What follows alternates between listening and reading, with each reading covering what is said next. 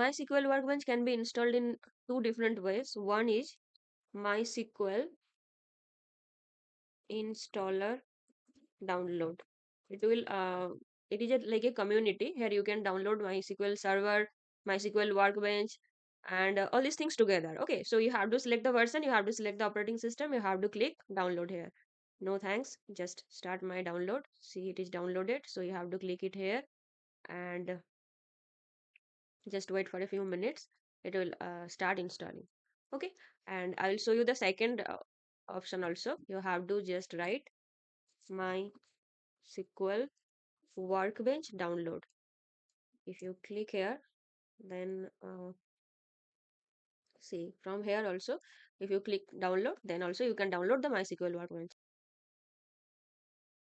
Okay, now you can do server only, client only, full custom. I want to download custom. Okay, so here you can select. See, this will already be installed MySQL server. Now you have to select MySQL Workbench. So let's see this version, updated one. Click here. So this two will be executed. Any other things also you can add. So you have to click next. Okay, now execute. So it will be downloaded and installed. Okay, so both of them are ready to install. So execute.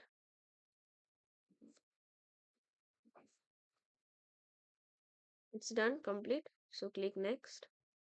My SQL server ready to configure. So click next, next, next. Uh, I want to give password as password. Okay, so fine. Next, these are the things will be executed. Done, finish. Okay, configuration complete. Next, finish. Okay, they have already created a connection, or if you want you can create plus here and you can simply check connection.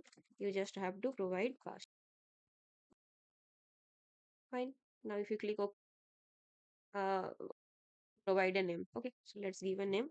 So I will name it as data science sphere.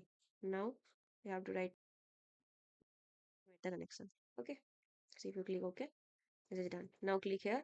So see, it's done. Now you can write your SQL queries. Okay, bye. Happy learning.